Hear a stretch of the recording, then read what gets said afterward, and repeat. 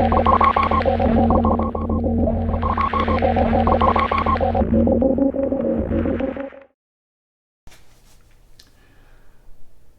today I'm going to be talking about my atheism and how it impacts what I think of is my religion.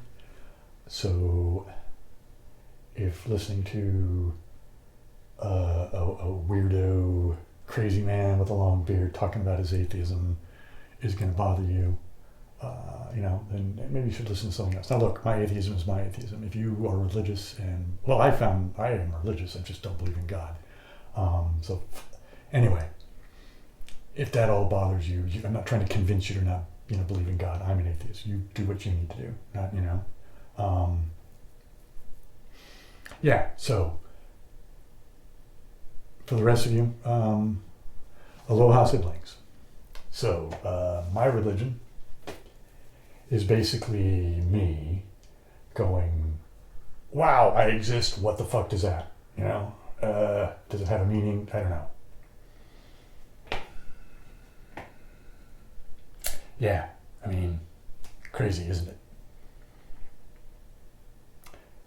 So inside of my religion, as a lot of religions, they have, creation myths and these types of things. Where do we come from? How does the world work? In my origin myth, creation myth, whatever you'd like to call it, is informed by science. So think, Big Bang, although I think it's poorly named, but, and evolutionary biology, natural selection. So inside of that framework model that I use, for me to understand the universe,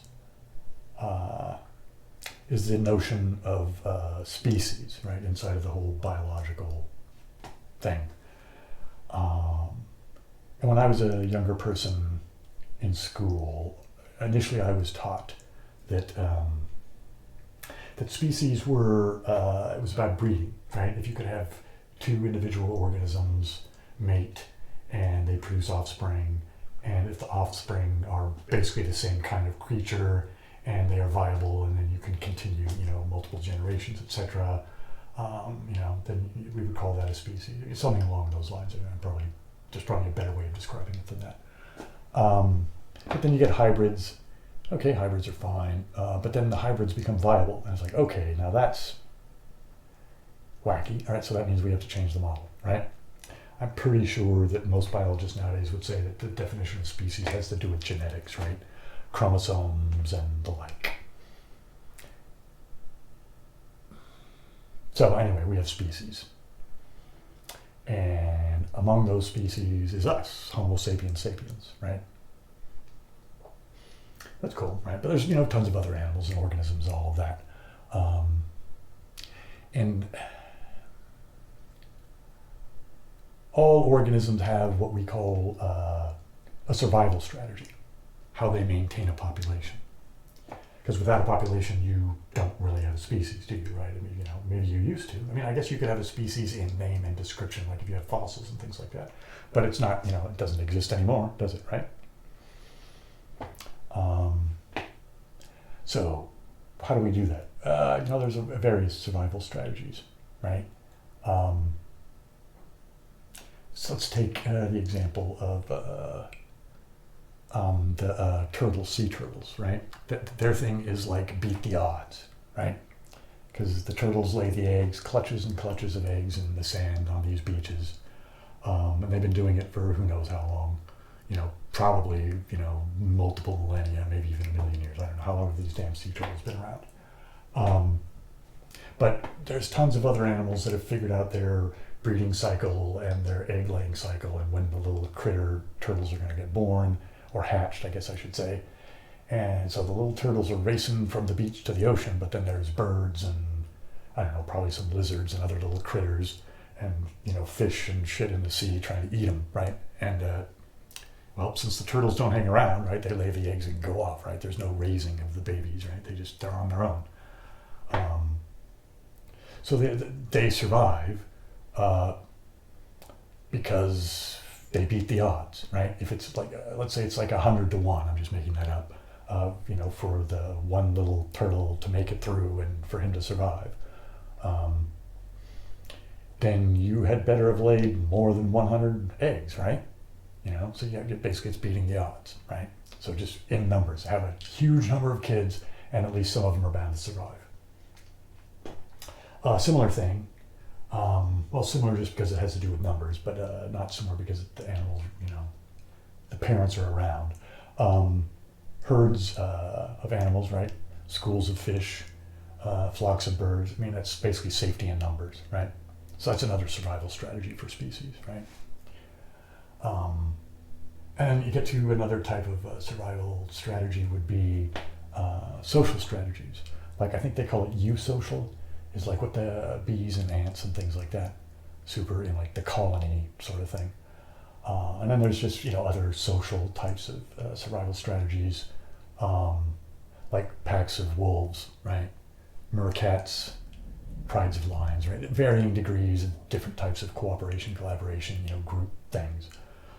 Among those animals that do that kind of thing is primates, right?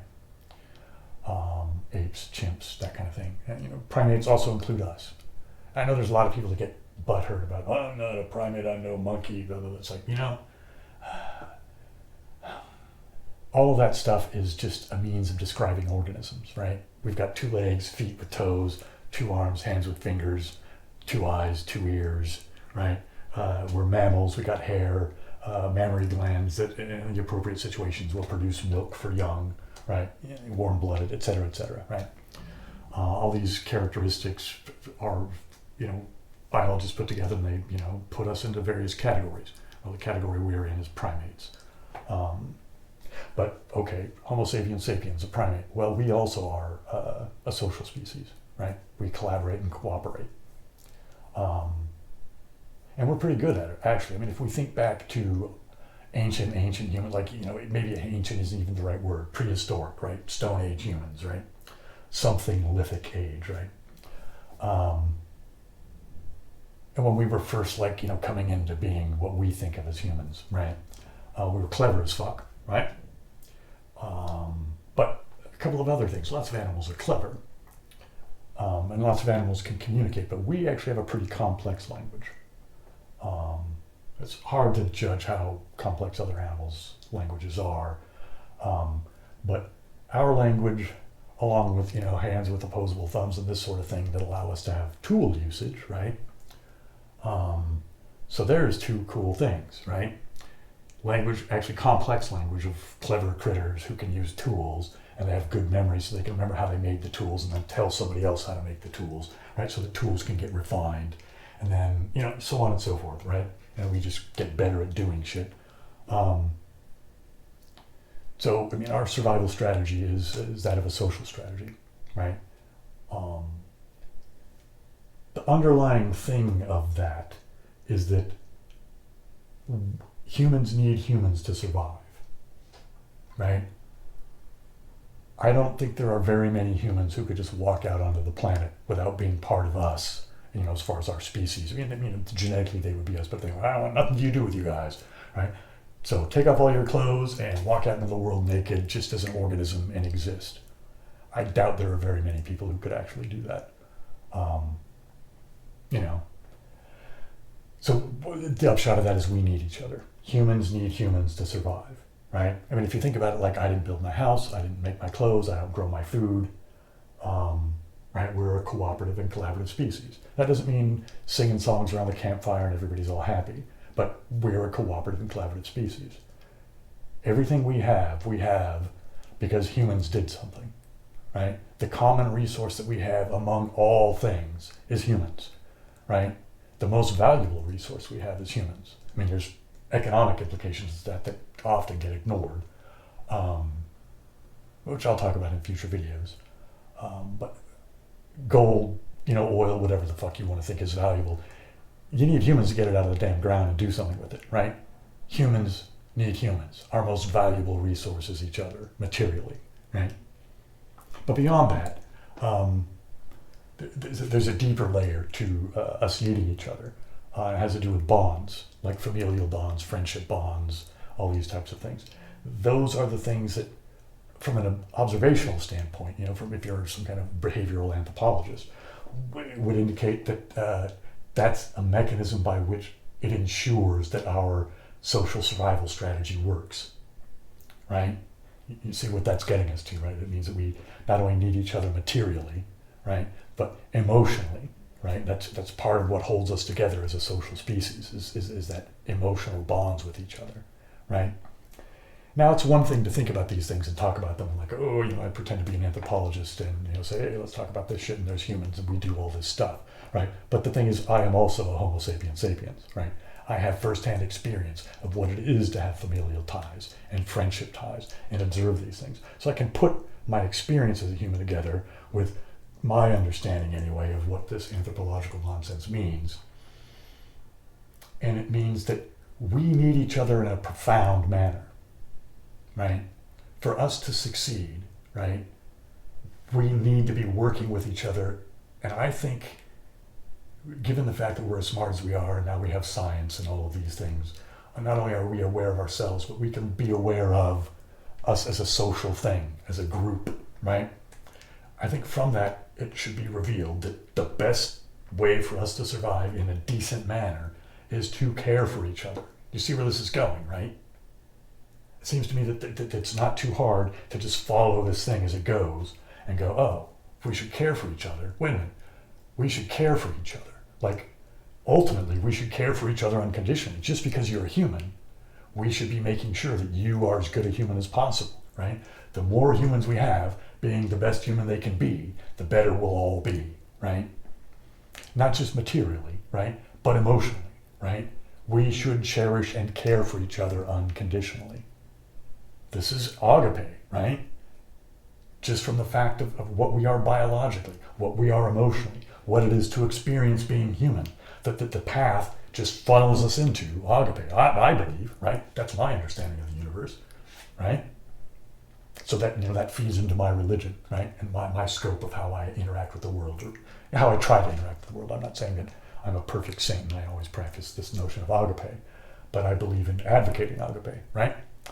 We should all try, we should cherish each other, we should care for each other, we should be doing it unconditionally, right? Yeah, I mean, that's the gist of it, right?